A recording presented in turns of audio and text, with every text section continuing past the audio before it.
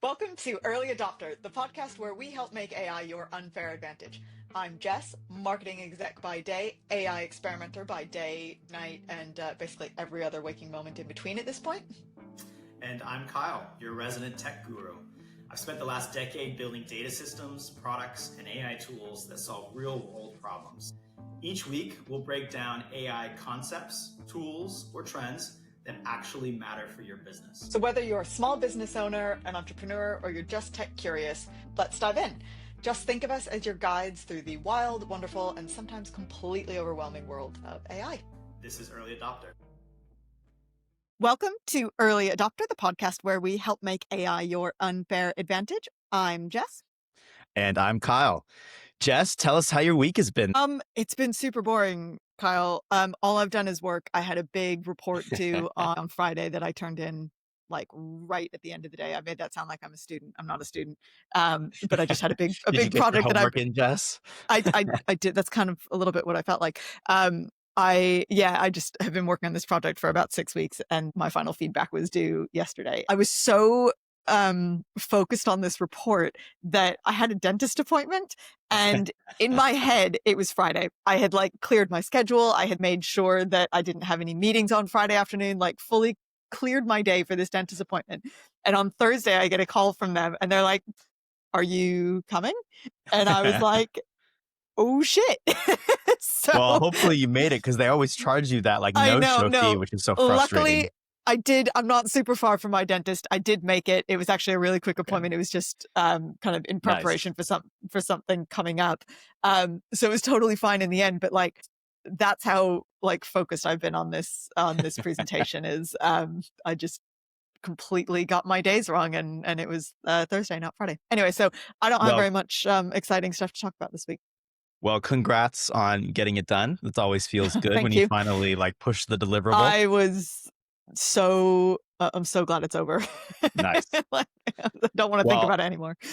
I got to tell you, Jess, I have something great that I did this week. What did you do this week? Not work related, not productive at all. I went to Sumo and Sushi here in LA. Oh my God. It's this like traveling sumo show. And it was spectacular. It was incredible. There was like 5 sumo guys, and they like take you through and they walk you through different sumo techniques.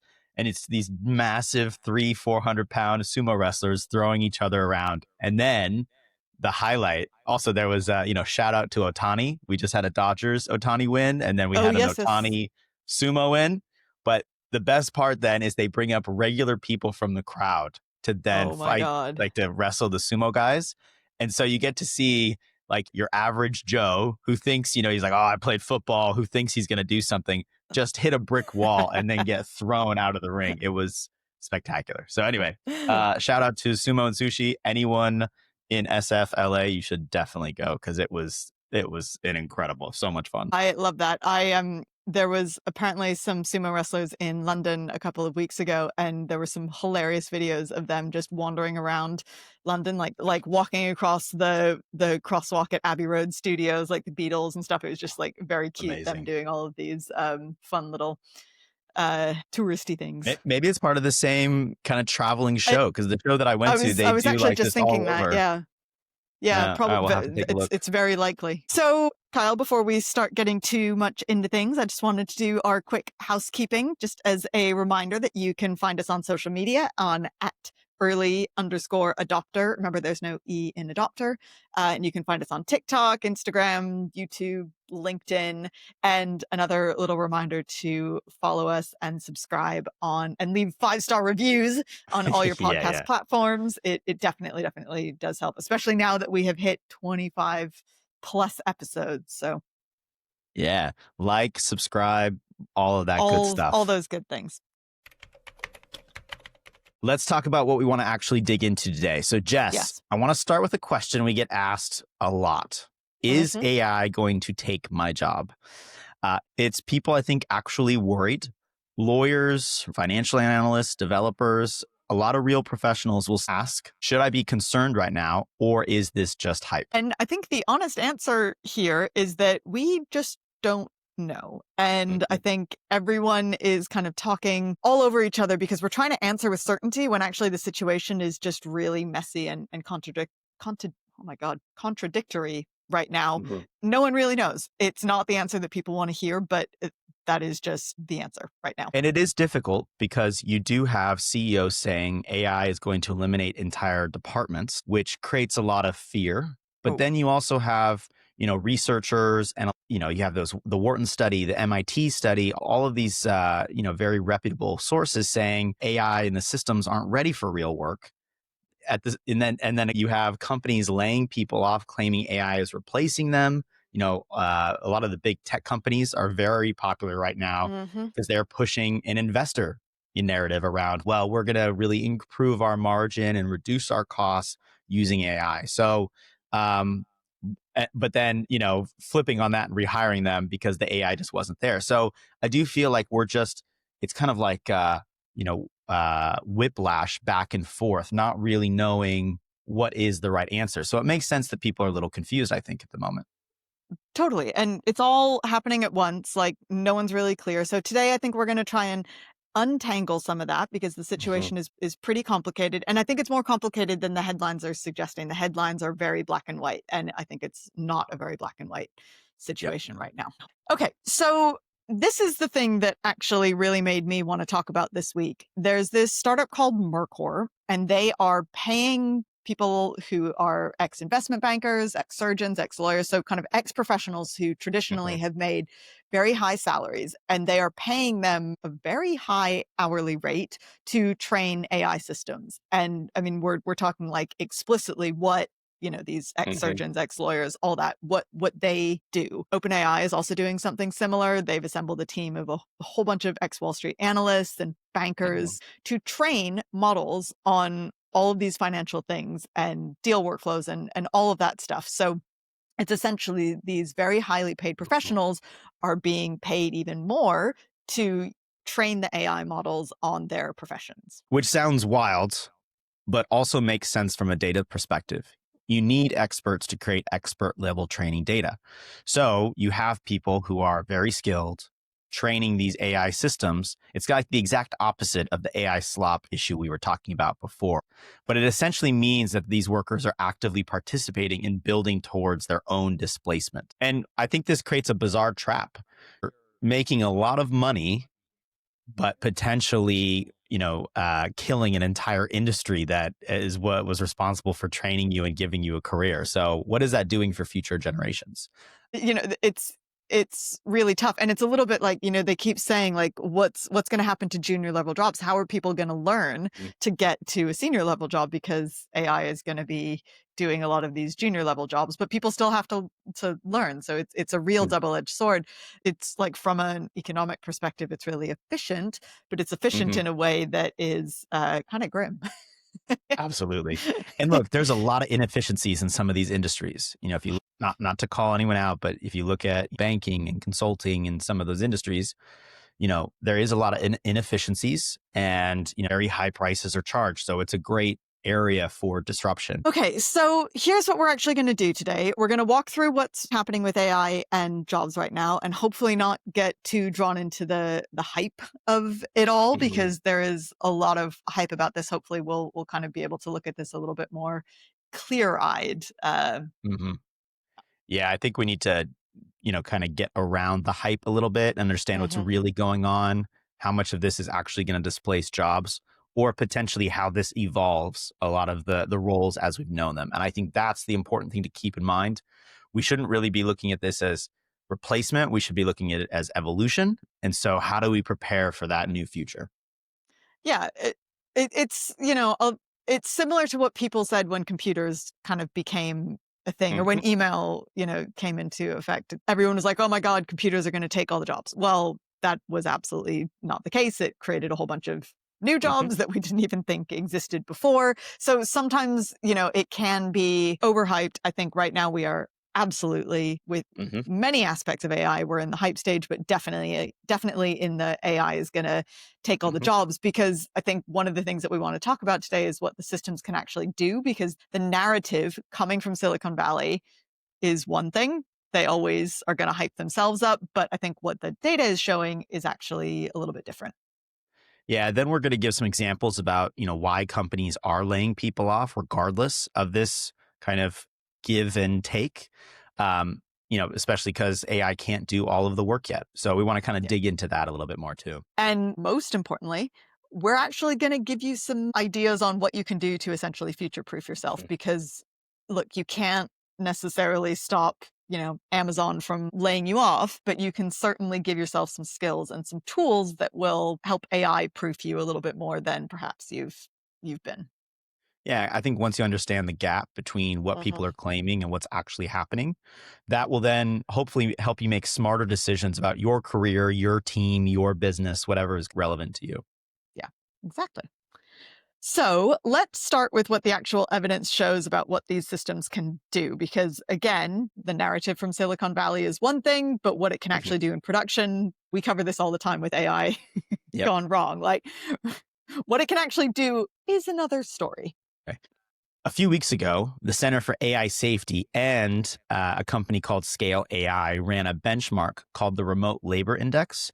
So they took 6 leading AI agents, including GPT-5, Claude, Grok, Gemini, and gave them real remote freelance work with actual deliverables, things clients would actually pay for. So we're talking everything from data analysis, financial modeling, design briefs, the kind of stuff that mid-level professionals can actually do. And the results were not great. Shall we terrible. say they were terrible. So the top performer was an AI called Manus, and it completed 2.5% of tasks at an acceptable quality level. GPT-5 got 1.7%, and the actual GPT agent product got 1.3%. Gemini, not surprised. I was going to say, not especially given how your much I love the experience. ChatGPT agent. Yeah, exactly. Gemini hit 0.8%. So out of that 100 assignments, the best AI out of all of them completed 2 or 3 at a level that a client would actually accept. Yeah, and the researchers were pretty clear about why. AI agents don't have long-term memory. They can't learn from experience on the job. They can't pick up skills the way humans do and have that persist over time. So you train an agent on 1,000 examples of financial analysis, and it still can't handle a novel financial analysis task. This is where, again, we talk about that human in the loop. It's so important to these systems. And I think this is a really important thing to flag, because when you're doing real work, there's always going to be something new that you haven't encountered before, or some, different take on something or whatever. You're always solving new problems. You may have done something a million times before, but there's always going to be that weird little thing that you haven't encountered yet. So the biggest issue with the agents is that they're not going to be able to solve for those new things quite yet. Again, they're pattern recognition models, so they have to have the pattern. Exactly. They're not extrapolation necessarily. So the honest assessment is AI is not ready to do professional level work yet, and maybe not even that close. But alongside all of that, companies are laying people off left, right, and center. This week alone, we had a huge number of layoffs from Amazon. And savage. Oh, it was brutal. And they claim it wasn't because of AI. I don't know if you saw that Andy Jassy said that it wasn't because of AI, but we all know, especially at Amazon, who are all about efficiency, that AI is a huge part of why those layoffs actually happened. Yeah, these layoffs are happening even though the AI just can't manage the task yet. So either companies are making strategic bets on future capability. Maybe they're making these, layoffs in a world or preparing for a world where AI can do this, or they're just using AI as a cover story for cost cutting, or both. And also, it's pretty common for these tech companies to do big layoffs after good years to pad profits. So I wouldn't be surprised if it was a little bit of both. Yeah. And I think it's sometimes hard to tell if it's this kind of cover story or if they're actually laying the groundwork for the AI is going to take all the jobs. Like a CFO looks at salary expenses, sees a headline about AI taking jobs, and decides to cut the headcount because, an AI agent is an awful lot cheaper than a senior, software engineer or whatever. So, I think we're never going to know the real reasons behind it. They're never going to talk about that publicly. Yeah. And that is an interesting one because it probably looks like it's cheaper, but you don't see the usage impact of a lot of these AI systems until further down the road. So, if I was doing financial modeling, I might say, well, we're going to use X amount of tokens and therefore it's going to cost less than our FTE. But maybe Yeah. that doesn't pan out to be true. And maybe, and maybe that's why we see some of the flip-flopping too. But ultimately what happens is workers get caught in the middle. So you're being told your job might not exist in a few years. So your company cuts the roll expecting that they're going to hire a consultant to implement AI tools. And then, that ongoing cost is going to be minimal. But then the AI doesn't work or it's not ready for prime time production. And then you have to rehire. But, people have moved on and, that's a massive disruption to the overall economy. Yeah, we saw that with Klarna, which is a Swedish company earlier this year where they laid off a whole bunch of people, I think, in their customer service team because they assumed that AI was going to be able to do it all. And then they ended up rehiring all of them because it didn't work. And also, there's that study from MIT that we always talk about that made a lot of headlines over the summer that found that 95% of companies that implemented AI pilots saw no meaningful revenue growth. So they implemented this technology, spent loads of money on it, and it didn't actually change anything. It didn't actually move the needle. But with all those companies, the layoffs still happened. It still disrupted a lot of workers. But it does suggest the decision making isn't based on actual capability assessment. It's based on the hype and fear and boardroom pressure of what AI promises it can do, not what it's actually doing. I think that's the big thing. It's what AI promises versus what it actually can. The gap between the two is still enormous at the minute. And who knows if it will ever actually be covered. But I think if you're a professional in any field that is being affected by this, it's really tough. Like you can't say, well, the AI isn't ready, so my job is safe, because that job might disappear anyway, just because of that hype or because what a good salesperson promised the senior executives. Like it's really, it's so tough because you might know it's not ready, but that doesn't make a difference at the end of the day. Yeah, the timeline we're working with isn't about capability right now. It's about expectation. And so I think we've moved, we talked about our hype cycle, right? We're moving into different levels. So I think it's important for everyone to be aware of that and to kind of evolve and kind of prepare for that as well, because it is coming because of the headlines are so great. So we do need to kind of get ready for that. Yeah. But then I think there's another version of this that is happening, which is that companies that aren't laying off people, they're deploying AI tools and they're like forcing their staff to use them, but the results maybe are not what people or what the business wants. Yeah, that one starts to get into it being very complicated. Because we talk about policy and how to implement that appropriately, and that is very challenging. So, a really good example of this is Electronic Arts, the gaming company. They've been pushing AI adoption internally, and so a lot of internal documents that have been published tell employees to view AI as a thought partner. They're running training courses on generative AI. So, from the outside, I think those are good steps. I was going to say they're making more of an effort than most, but I think Yeah. the actual results are less than impressive, and that is, I think, a really really big part of this is that is not quite there yet. Yeah. And especially if the AI is hallucinating, it's generating output that then requires more work to fix it than if someone just did the original task. Like it's actually just generating more work for everyone rather than helping take that work away. Yeah, definitely creating more work, not less. And I mean, we could talk about this at length. I've done a lot of experimentation around coding. And quick little aside, you have to be really clear in your project plan, your markdown files that explain what you want it to do. All of those things are going to improve the success, but you still have to then monitor and edit and review it. But that takes a lot of time to get up to speed with these systems.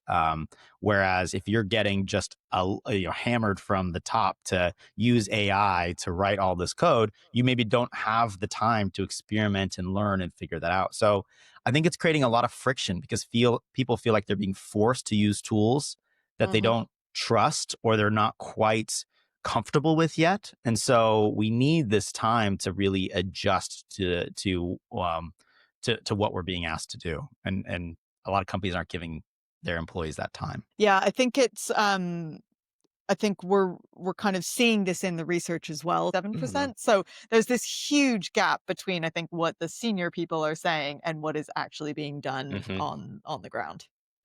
Executives are adopting AI for what they're doing. They're probably seeing a lot of efficiency uses, probably around like writing emails and preparing strategy documents, doing competitive research, which we know a lot of the AI tools are very good at doing out of the box. And then they push it down into the organization thinking that everyone will see those same benefits. But workers on the ground are having to do very task specific or skill specific roles and jobs where the AI might not be as good for it. So there's a big disconnect between that reality and expectations because of what AI is good at doing and what AI maybe is not as good at doing. So I think we are creating a lot of problems by, Uh-huh. not understanding this gap between what AI can and can't do. And then, expecting just by pushing down without really giving incentives, how that's going to actually impact the business. I would also argue that a lot of executives perhaps aren't using AI and they are just believing the marketing Mm. hype. And so they're being told, oh, it's going to do this, it's going to do that. You And mean the so, AI, the executives might be lying on these surveys? I know, right? But I Or think like I used ChatGPT once, and therefore yeah, I'm using AI. Yeah, yeah. yeah, I think it's probably going to be that Mm. more than anything. But then the people actually on the ground doing the thing are, the ones who are actually bearing the brunt of it. But Yeah, it and looks good, right? It looks good yeah, on an earnings call that we've using adapted AI. this We much. are Yeah, AI exactly. first. We're AI native. Yeah. Exactly, But exactly. I do think it's, again, goes back to, I always love talking about incentives and aligning incentives with your employees. You know, having a CEO use AI is very highly aligned because Mhm. they're looking for efficiencies and margin improvement and, how do they optimize their time? An employee using AI, they are worried they're going to lose their job. So, again, a lot of these systems, you need the right policies in place and you need to think about how do you align incentives with your employees. Okay, so I think just now we've kind of painted a pretty complicated and actually pretty negative picture. Like Yeah. none of what we've been talking about is very positive, and especially coming from us who are generally pretty pro Pro AI. AI. Yeah. Yeah, exactly. There's layoffs happening despite the AI not being ready. There are pilots Mhm. failing, but they're still taking up all the budget. Like workers are training systems that are eventually Mhm. going to replace them. Like that's pretty messy. Right. But what's actually important, the research shows clear patterns for what actually works with AI. And so I think that's what, we want to focus on. And really what's working is good basics. So going back to the foundational concepts of what AI can and can't do. And I think it's important to know whether you are working for someone else or whether you're running your own business. Like obviously our audience, we tend to focus on people who are running their own business and how AI can help Mhm. them. But we certainly know that we have people listening who work for other Mhm. companies. So I think what we want to focus on now is ways that you can future proof yourself. Yep. So whether you're working for someone else and you just want to make sure that you are upskilling yourself Mhm. so that you have the best ability to survive a layoff, or Mhm. whatever the case may be, like these are skills that you can take forward whatever Yeah. your situation and lay the groundwork for good AI usage, because it's not going anywhere, right? Like this genie is out of the bottle. It is not going anywhere. You can't put it back in. So how can you prepare yourself going forward Mhm. in your career? And I think for the audience that we typically have, I think this is a great opportunity for smaller businesses or Mhm. startups. When you're a large company, you're probably looking at how do you improve margin. I think for smaller companies, the opportunity is, well, I have these people. How do I upskill them and optimize their productivity? So Mhm. this really, I think for our audience, it's an opportunity to grow and to really like optimize the people that you have rather than thinking about how do I take my 20-person team down to 10. Yeah, Um, exactly. but we'll share some stats here. So McKinsey projects that up to 30% of US work hours could be automated by 2030. But, and this is the critical part, that doesn't mean that 30% fewer jobs, right? It means every role gets remixed. Though, so this is where most AI pilots fail. They overestimate what the AI can do. As we just saw with the Scale AI report showing only, 2.5% completion rates. Yeah. So the companies that are actually succeeding with AI are going to be the ones who are kind of separating that repeatable work, so the stuff that can be automated versus the stuff that Mm-hmm. actually needs the human judgment. So automating things like invoice entry or scheduling or summarizing meeting notes or Mm-hmm. data entry, like that is the stuff that you should be focusing on. let AI handle that so that people can focus on the thing that actually requires the human judgment and the thing that your years of experience, that's where it's going to be valuable. And the second part is equally critical. Train your people to work with the AI, not against it or without it. We use that statistic of 27% of employees are using it. I think a good success metric is when that starts to get up to, the 50, 60, 70 range. The Wharton study found that 82% of enterprise leaders use Gen AI weekly, and 3/4 report positive ROI. But that only happens when, you train the employees with the tools. Yeah, 100%. I want to quickly talk about, because ages ago, do you remember we covered this story about AI being used to help diagnose Alzheimer's? Do you remember that? Yep. And so Great the use AI, case. and I think that is a really, really excellent example of this, where the AI was fed, I don't know, something like 3,000 images of brain scans. Now, a human can't look at 3,000 images of brain scans. What it could do is the AI could look at all of those brain scans, and then the doctor would come in and they would use their experience and their judgment to give their opinion and their findings, right? So it was like a really nice example of the two things working together. And I think that is like exactly the sort of situation where it works really well. But interestingly, I think that sort of thing is where you find companies that cut jobs are kind of getting the opposite result to all of this. They're running scared. They're not like seeing that intersection of how the AI can support the human work. Um, the ones that are seeing the return and the positive ROI, those are the ones that are investing in the people and using the AI as a tool to help support their people. We see this play out in many different industries and examples. There's a great example in manufacturing. Companies adopting AI-assisted maintenance are cutting downtime by 40%, but they're doing that by promoting technicians into AI system supervisors, not replacing that job entirely.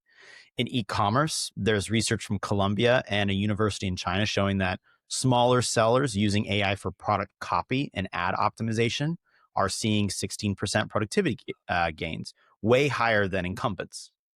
Yeah, that research was really interesting. And I think when we come back to conversational commerce in a couple of weeks, we need to look at that a little bit more closely, because a lot of these small sellers are SMBs or whatever. So that's a really interesting one. Anyway, but it's because they're treating the AI as a leverage, not a replacement. Like if you're an SMB, you're not going to completely hand over everything to AI. You're going to use it to help you improve your efficiency. And the same can be said for someone who's working for a corporation. Like your team gets better at their job because they have better tools. That's very different from your whole team getting fired because you bought one AI tool. Yep. So the pattern is consistent. Automate the baseline work, promote humans to manage the systems and make judgment calls. I love this AI supervisor blank for what you do. That's a great role. And companies that have those roles are signaling that they're treating this new evolution of work the appropriate way. Because what then happens is you build institutional knowledge around the AI and the actual operation. And that's a really nice pair. That's going to give you that competitive advantage that's very difficult to copy.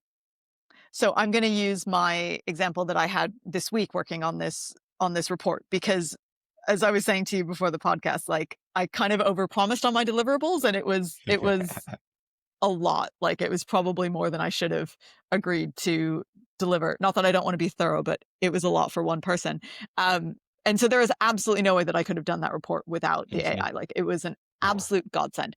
But I will say there wasn't a single moment where I took something straight from what the AI gave me, because I had done all these interviews. I had talked to everyone. I knew what their pain points were, off the top of my head. Like I used the AI to help me with it and to help do some of the writing and whatever. But there was just no way that I would have been able to hand that whole thing over. It just wouldn't have given the full picture.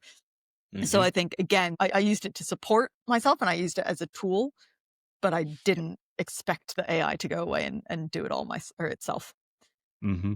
I think that's the critical piece that most people miss. You need someone actively checking, reviewing the AI's output. You use it as a proper assistant. There's a reason that we all call these AI assistants. Yeah, Use it as an 100%. assistant, not as overhead, right? It's the infrastructure. Totally. Because like even if the AI did 80% of the work, like you as that human should still be checking and just making sure that it's not hallucinating, that the numbers are right, that you've got a source for that, like all of that, Mm-hmm.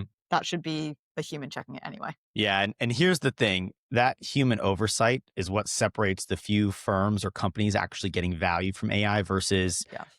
To cite the MIT source, 95% that implement pilots and see no value.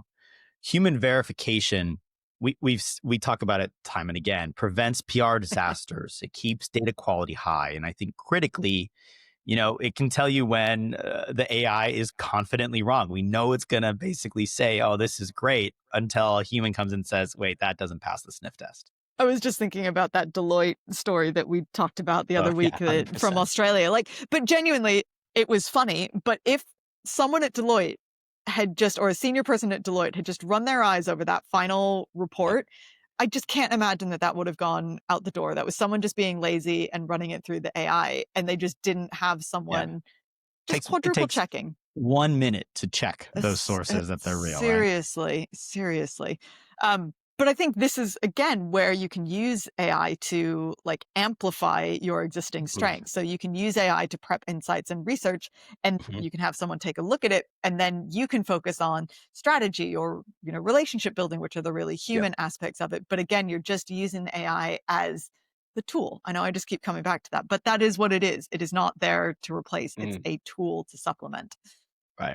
And Deloitte example aside, I do think a lot of professional services firms are starting to do this. They're using AI to prep, then spending their time on the relationship building and more of the advisory work. That's the type of model that is going to work moving forward. Yeah. I just keep thinking about, I was talking to someone the other day about AI note taking and just how valuable that is. Because at the minute, they don't use any, they don't record meetings at all, and they don't use meeting notes. And they're like, the amount of times that people misremember things. I know those little bots that join meetings can sometimes be annoying, but to be able to go back and just confirm 100% that someone said something, or you don't have to spend time. I worked on a project years ago where I spent 2 hours manually doing notes on because it was like a workflow thing, so you really had to have step by step, and meeting notes just didn't exist at the time. So I just keep coming back to that. Practical step: if you don't have an AI note taker yet, it's time to get on that train. It is such absolutely a big unlock. Oh my god! But again, that is the perfect example. Yep. Okay, so I think no matter what type of worker you are, so if you're an employee or you're a consultant or you're a freelancer or you run your own business, I think this is really what it comes down to. It's a mindset shift. So as we keep talking about, the people that are doing really well are the ones where they use AI as leverage or as a tool. Mm-hmm. And as we mentioned, lots of professionals and consultants are using different versions of AI to do research and document prep. That's not automating yourself out of a job. That's focusing in on where you have a lot of value add and reinvesting that time into strategy and client relationships. So that's the mindset shift that we need to make. I just gave the example that I was having this week, and I always talk about my newsletter. I wouldn't be able to do that newsletter without AI, especially because I'm not a great writer, but what I am good at is tweaking something that already exists. So for me, it's just a jumping off point. I just need some help getting started. And then once I'm started, I'm fine. It's just that initial jumping off period. But anyway, it gets me 70% of the way there, and then I do the rest. I think it can be great in augmenting things that you're not, typically very strong in. So your example is a great one. For me, on the marketing side, I am not a great creator, right? But I can feed AI a style guide. I can give it tone. I can give it objectives, and I can produce content a lot faster, and really more about prototyping. So, the formula for me isn't AI is going to replace all of the proper content creation and product designers and people who really have strong skill sets, but it does help me prototype, and it does help me get my ideas onto the paper faster, if you will. So it really handles that baseline, that 80%, so that I can do the 20%, or I can get, the person who's really skilled to do that final 20% that actually matters. the real play is use AI to eliminate the friction, automating all that boring stuff, all those things that we talk about a lot. And then you take that time. I think it was Sean that said, like, what are you going to do with that time that AI gives you back? Like, that is what you should be focusing on, and think about how you can give that extra value now that you've got this time freed up. Now, it'd be nice if, we could spend that time in Italy sipping coffee, but Well, I mean, that realistically, would be the dream. no, realistically, we're going to be doing, more meetings here and that. But Yeah, I that's think true. going back to the purpose of today, the part that people are missing is you're not competing with AI. We shouldn't be looking at it as competition. A lot of the fear mongering is pitting us against AI. What you are competing with is everyone else using AI. So, how do you use it? Are you using it to be as efficient and as optimized as possible? Are you using it to get the best results? So, it's really about using AI to optimize yourself, but also like, how am I using it better than the next person? Yeah, I think there's a lot of fear mongering around the layoffs and AI replacing jobs, and Hmm. there is no doubt that some jobs will be replaced, but I think we're already seeing it. Like, it's not going to deliver in the way that executives are expecting it to deliver, and you're going to get people coming back. I think the biggest concern is, I think we talked about this earlier, like junior staff members, like how do they Yeah. learn if AI takes over their kind of basic jobs? But it just keeps coming down to give yourself the skills, give yourself the experience and the tools so that Hmm. you can compete against those other people who are going to be doing exactly the same thing. Don't just sit there and let it take over. Like, give yourself those tools. Hmm. And I think the other thing is experiment with different tools, start to play around with different things that work for you. So, like, think of it like a digital tool belt. You can Hmm. play around with all the different AI that's going to complement your actual workflow. So, like, I use Claude a lot for writing.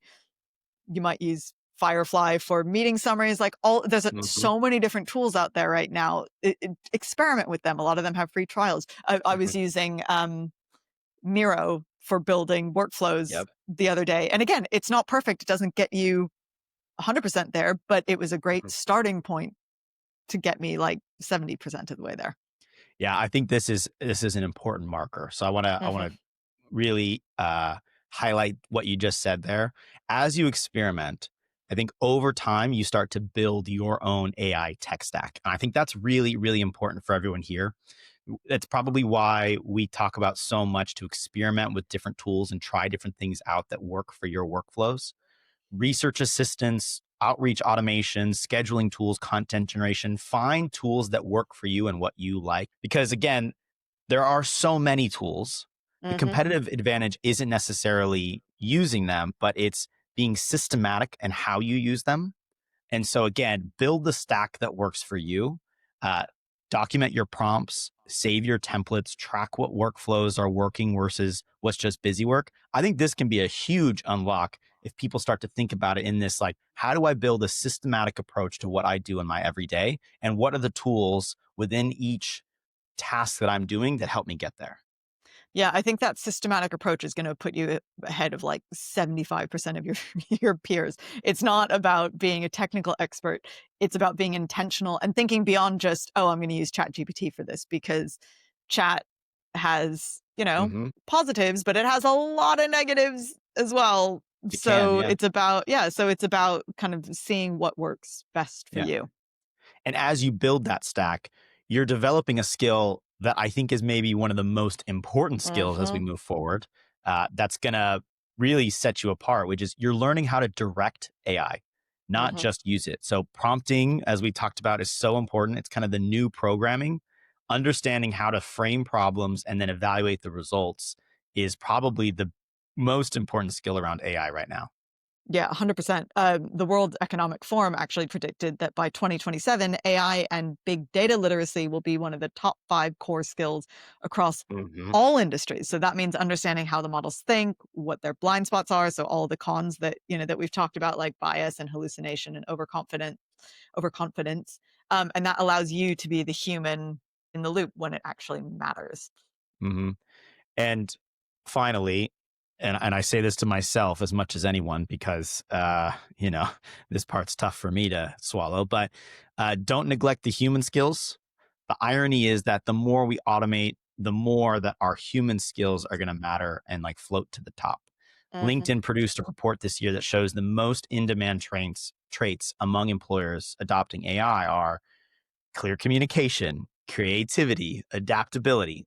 All the things that machines don't do well, that humans do well. So unfortunately, Jess, we have to keep communicating. Oh, damn it. But Dang it, we gotta talk it's to what people. yeah, exactly. But we do come back to the fact that prompting is really just good communication, right? Mm-hmm. So you can use that for AI as well. So I think what matters right now is, there's a fork in the road. The AI isn't quite ready to do everything.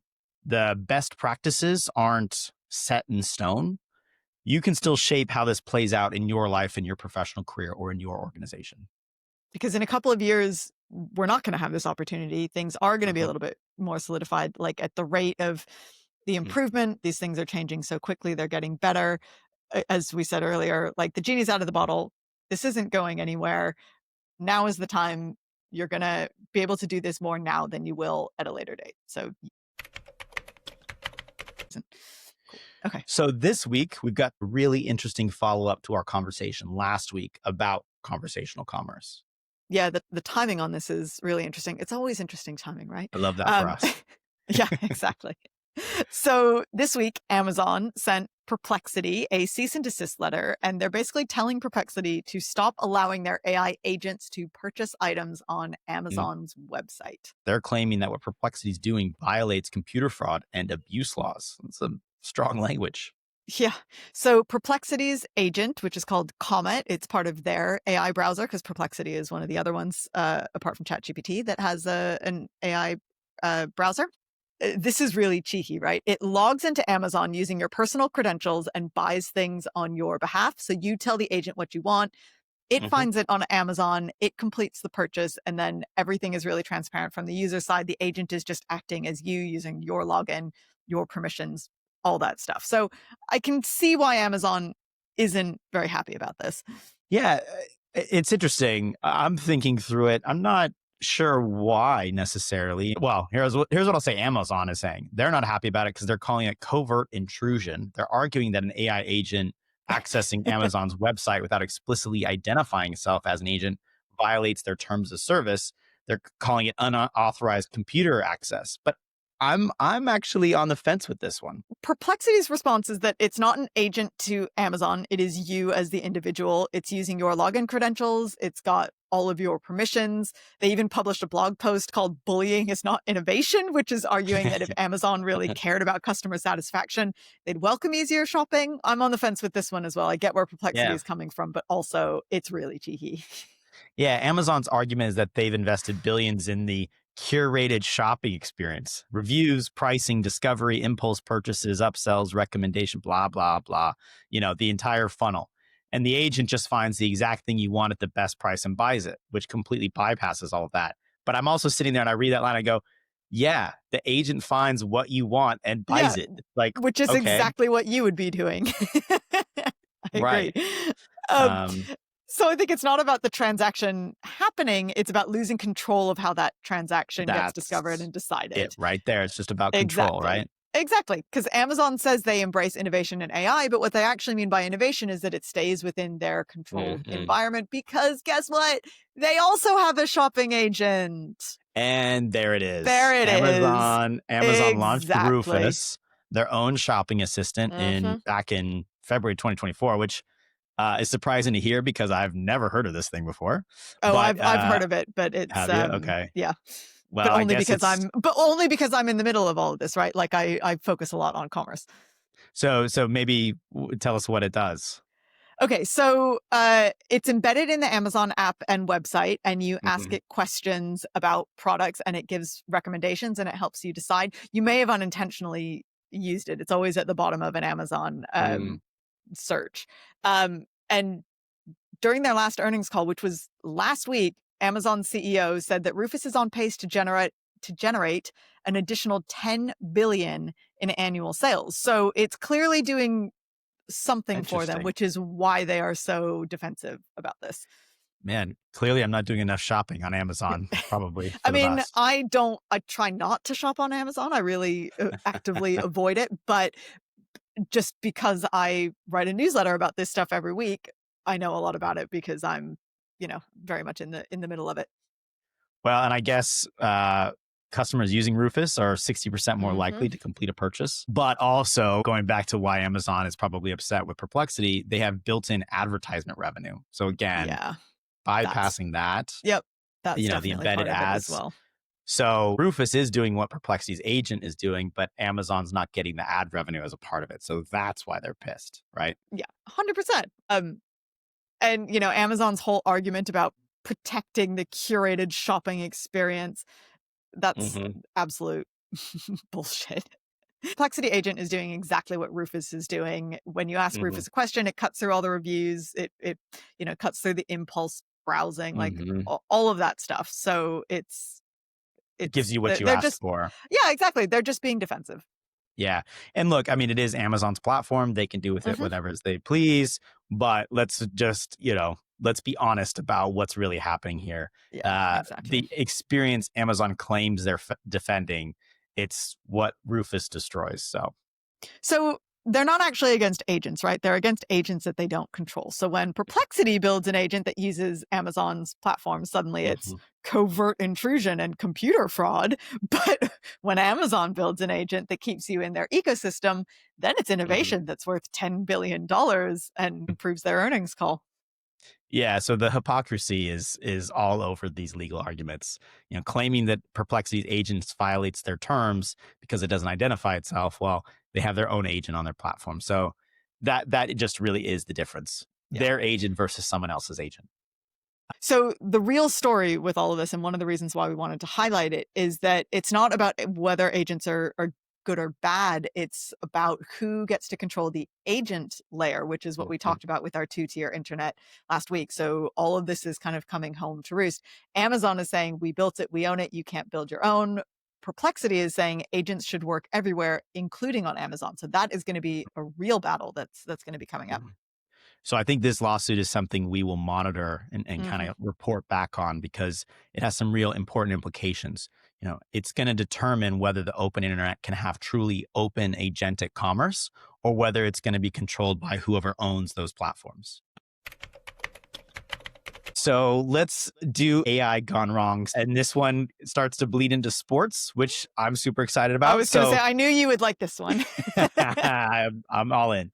So the Calgary Flames, which is an NHL hockey team, is currently the worst team in the league. Womp womp. 3 wins in 14 games. That's a pretty disastrous season. But I think there are some interesting AI implications. So I'm excited about this one. Yeah, so their head coach, Ryan Huska, admitted that he's been consulting ChatGPT to help figure out what's going wrong. So he's not using it for motivation or team psychology. He's using it for statistical analysis and strategic planning. I love this. What he told his team is he put 5 games worth of data into ChatGPT. He gave it career shooting percentages, shots taken over 5 games, and had it project their performance over a full season. And then gave them the results and what, ChatGPT says the goals for average would be. But I think this is a pretty major problem because if you've ever tried to use ChatGPT for basic maths, it's not very good at basic maths. A friend of mine was complaining about this recently because she was asking it to do a spreadsheet and it got parts of the spreadsheet pretty terribly wrong.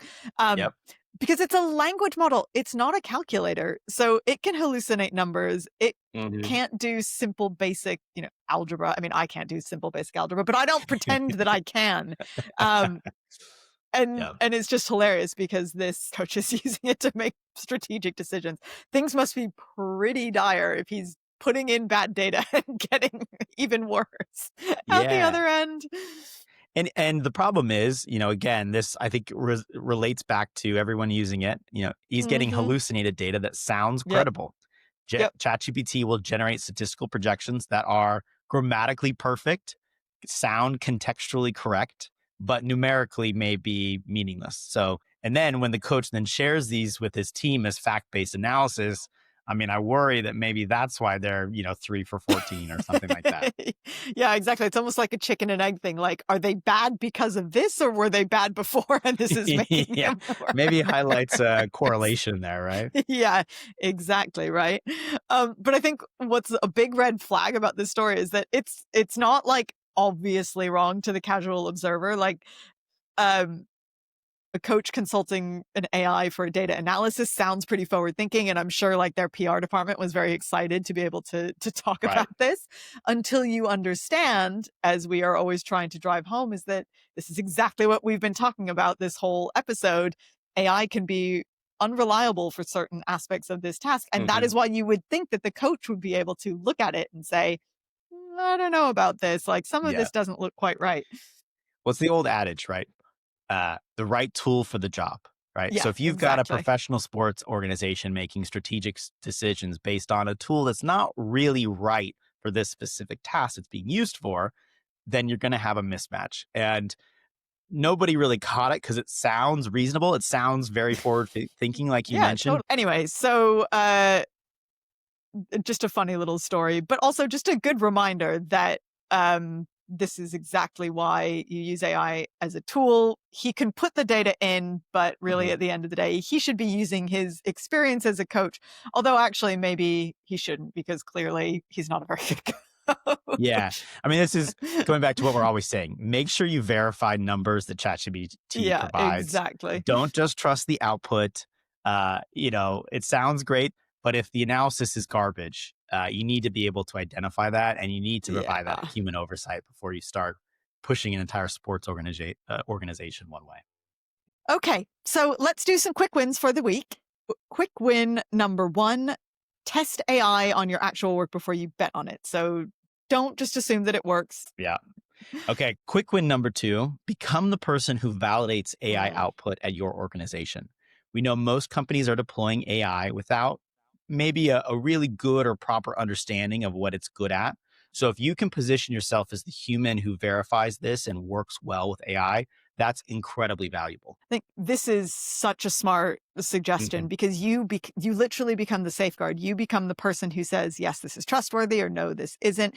It's a real skill that is going to separate your company or your business, Mhm. especially when it comes from actually getting value from AI, but it's going to make you indispensable, because you are going to be the go-to person that they Mhm. trust when it comes to that AI output. So this is a really smart one. This, I think, will future proof, your career. I mean, we 100%. we see it time and time again. Financial services firms are literally hiring AI risk officers to do this job. But I think it's important in every role, every function within a business. Yeah, 100%. Quick win number 3, learn what the AI your organization is actually using is bad at. So, like, Mhm. what does it hallucinate on? What data does it not have access to? What is outside of its capability set? Kind of comes back to ChatGPT not being good at numbers. Like, Mhm. learn about the actual AI and do a deep dive into the tool, because that's going to, again, just really give you that background knowledge that you might not Mm. necessarily have had otherwise.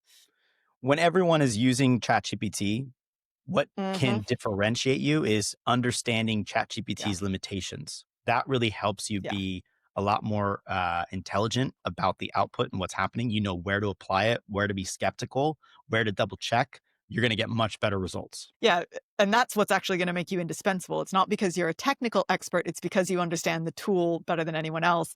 I Hmm. saw a really funny video the other day. There's always that one person on the finance team, like Brenda, the finance person, who knows Excel better than anyone, Yep. and the whole company would fall apart if she wasn't there to, Literally like do the as start of my career. That's all that I Yeah, could really do. I just knew Excel well, right? exactly, right? So think of becoming the Brenda with Excel, but for whatever AI tool your company is using, because then you are completely irreplaceable. No one can ever get rid of you.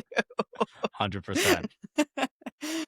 So those are some quick wins. We know that AI isn't ready for super complex work, but companies are making irrational decisions around AI anyway. So hopefully this will help you position yourself accordingly, future proof your job in a new AI world, and help you be accordingly optimistic, but realistic. Yeah. And it allows you to future proof yourself. So when the rehiring sprees inevitably happen or are very likely to happen, you've really kind of given yourself the best boost that you possibly can. So here's the bottom line. AI is messy right now. We can't deny that layoffs aren't happening, but there's also real opportunity for businesses and professionals who are thoughtful about it because, as we said, AI is not going anywhere. The genie's out of the bottle. I know I keep saying it, but it's the best way to describe it. So if this resonates, or if you completely disagree with us, hit us up. We'd like to hear both perspectives. We sure do. Email hello@earlyadopter.ai. Remember, there's no E in adopter. We want to hear from you, entrepreneurs, business owners, professionals actually dealing with this challenge. Are you actually using AI and seeing real results? Are you being burned by these failed pilots, or are you sitting on the sidelines? I think we'd be really interested in learning about your actual experience. And don't forget, you can find us on TikTok, Instagram, LinkedIn, YouTube. We are at early_adopter without the E. Drop us a comment. Tell us what quick win you're trying this week. We'd love to hear from you. Thanks for listening to Early Adopter, where we help make AI your unfair advantage. See you next week. See you next week, Jess. Bye.